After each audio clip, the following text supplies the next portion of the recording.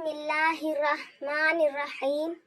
السلام علیکم معزز سامعین، چلیے اب رخ کرتے ہیں ایک ایسے فیصلے کی طرف جہاں انصاف صرف قانون کی کتابوں سے نہیں بلکہ رحم دلی اور انسانیت کے ترازو سے تولا گیا تھا۔ ایک مرتبہ کوفہ کے بازار میں ایک غریب اور پھٹے پرانے کپڑوں والے شخص کو ایک دکاندار نے پکڑ لیا۔ اس شخص پر الزام تھا کہ اس نے قانون سے ایک روٹی چوری کی ہے۔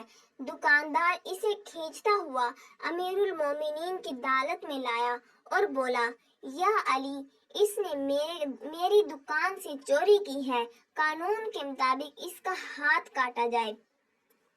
حضرت علی رضی اللہ تعالی عنہ نے اس چور کی طرف دیکھا۔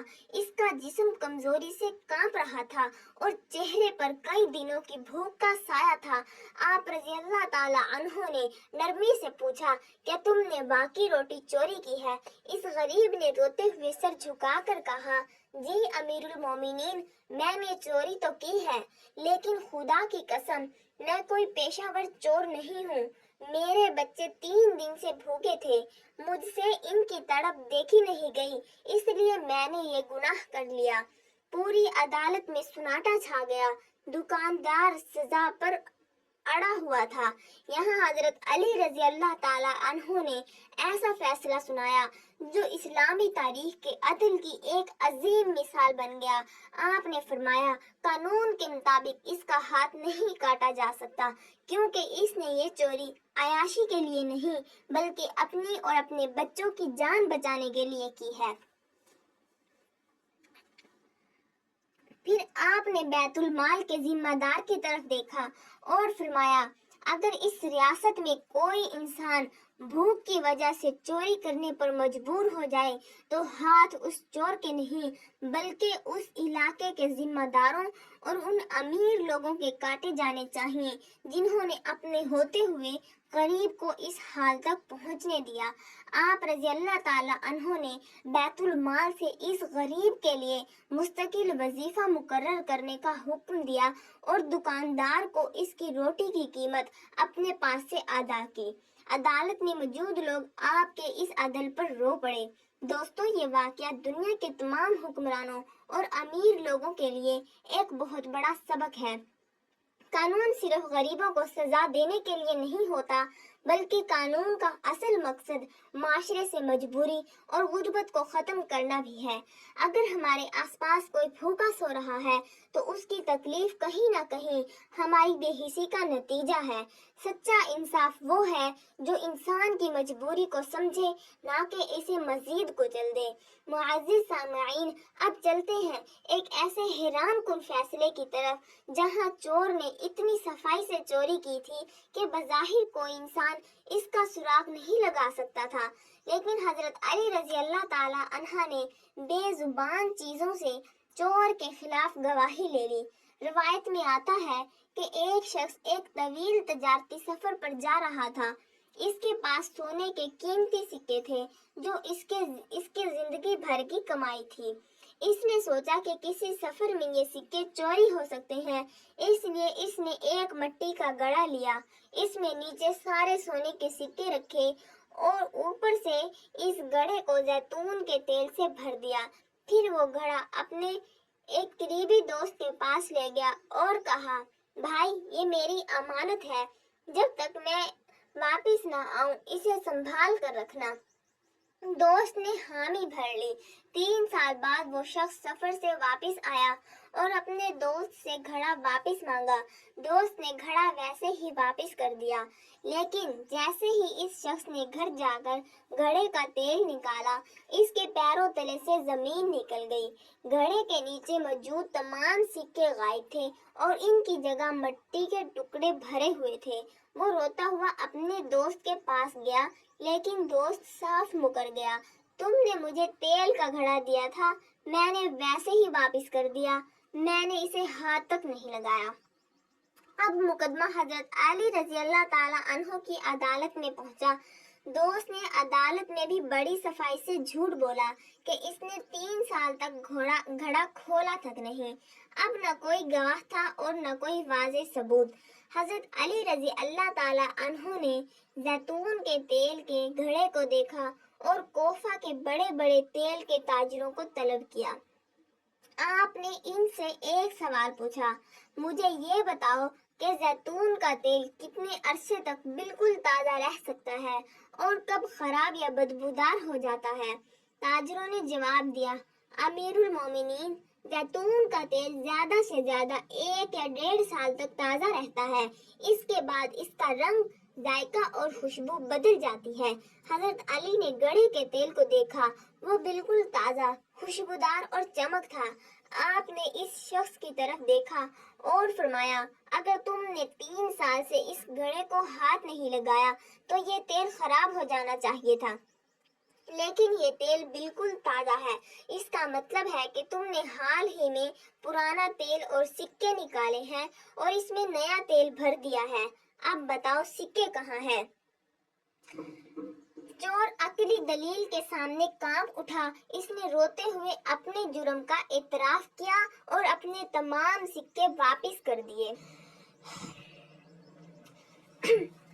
سامعین، یہ فیصلہ ہمیں سکھاتا ہے کہ مجرم چاہے کتنا ہی شاطر کیوں نہ ہو، وہ جرم کی جگہ پر کوئی نہ کوئی ایسا نشان یا سراغ چھوڑ دیتا ہے جو حقیقت کو باہر لے آتا ہے۔ سچائی کو ثابت کرنے کے لیے ہمیشہ انسان کی گواہی کی ضرورت نہیں ہوتی۔ کبھی کبھی قدرت کی بے زبان نشانیاں بھی جھوٹ کا پردہ چاک کر دیتی ہیں۔ چلیے سفر کو آگے بڑھاتے ہیں اور سنتے ہیں ایک اور فیصلہ، جہاں ایک مکار انسان نے عدالت کو بے وقوف بنانے کے لیے گونگے اور بہرے ہونے کا ایسا ڈرامہ رچایا کہ سب حیران رہ گئے۔ ایک امیر تاجر پر ایک غریب شخص نے قرض کی رقم واپس نہ کرنے کا مقدمہ دائر کیا۔ جب تاجر کو عدالت میں بلایا گیا تو اس نے ایک نئی چال چلی۔ وہ عدالت میں آ کر عجیب و غریب اشارے کرنے لگا۔ اس کے وکیل نے کہا، یا امیر المومنین، یہ تاجر تو بچپن سے گونگا اور بہرا ہے، یہ نہ سن سکتا ہے نہ بول سکتا ہے، اس غریب نے اس پر جھوٹا مقدمہ کیا ہے۔ عدالت میں موجود لوگ پریشان ہو گئے کہ اب ایسے شخص سے تفتیش کیسے کی جائے جو نہ بول سکتا ہے اور نہ سن سکتا ہو۔ حضرت علی رضی اللہ تعالی عنہ نے اس تاجر کو غور سے دیکھا۔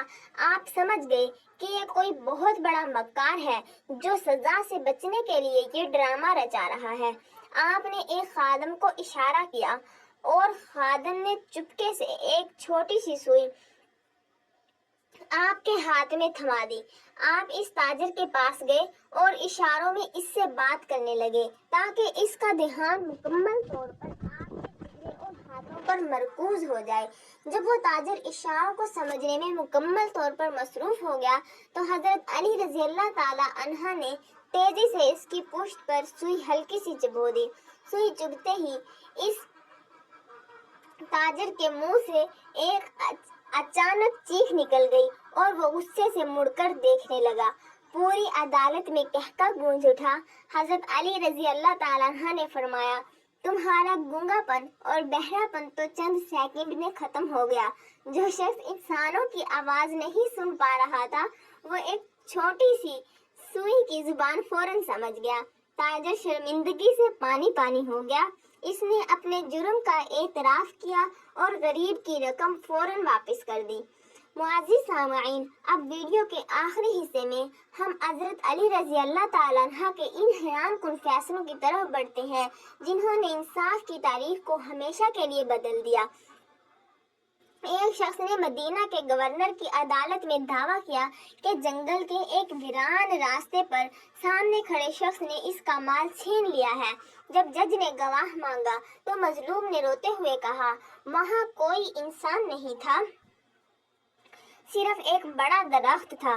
جج نے مقدمہ خارج کرنا چاہا لیکن حضرت علی رضی اللہ تعالی عنہ نے مداخلت کی اور مظلوم سے فرمایا، جاؤ اس درخت کو میرا حکم دو کہ وہ عدالت میں آ کر گواہی دے۔ جب وہ شخص درخت کو بلانے کے لیے چلا گیا تو حضرت علی رضی اللہ تعالیٰ عنہ عدالت کے دیگر معاملات میں مصروف ہو گئے۔ کچھ دیر بعد وہ شخص واپس آیا اور عرض کیا یا امیر المومنین درخت آپ کے حکم کے باوجود اپنی جگہ سے نہیں آیا۔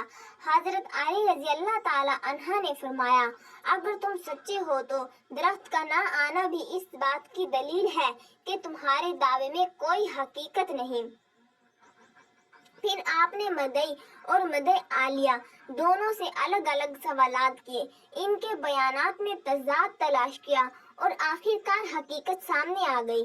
یہ فیصلہ ہمیں سکھاتا ہے کہ انصاف صرف ظاہری گواہوں اور ثبوتوں کا نام نہیں بلکہ ایک بصیرت مند قاضی حالات، الفاظ، رویوں اور چھپی ہوئی حقیقتوں کو بھی دیکھتا ہے۔ معزز سامعین، حضرت علی رضی اللہ تعالی عنہ کے یہ فیصلے صرف تاریخی واقعات نہیں بلکہ ہمارے لیے زندگی کے عظیم اصول ہیں۔ یہ ہمیں سکھاتے ہیں کہ انصاف طاقتور اور کمزور کے لیے الگ الگ نہیں ہونا چاہیے۔ جھوٹ چاہے کتنا ہی خوبصورت کیوں نہ ہو، سچ کے سامنے زیادہ دیر قائم نہیں رہ سکتا۔ قانون کا مقصد صرف حق اور سچ کو دیکھنا نہیں بلکہ عدل و انصاف کو قائم کرنا بھی ہے۔ اگر آپ کو ویڈیو پسند آئی ہے تو اسے زیادہ سے زیادہ لوگوں تک شیئر کریں تاکہ حضرت علی کا عدل و انصاف زیادہ سے زیادہ لوگوں تک پہنچ سکے۔ آمین یا رب العالمین۔ اللہ ہم سب کو حق، سچ اور عدل پر عمل کرنے کی توفیق عطا فرمائے اور ہمیں اپنے دین کو سمجھنے کی توفیق عطا فرمائے۔ السلام علیکم ورحمۃ اللہ وبرکاتہ۔ اللہ حافظ، ملتے ہیں اگلی ویڈیو میں۔ اللہ حافظ۔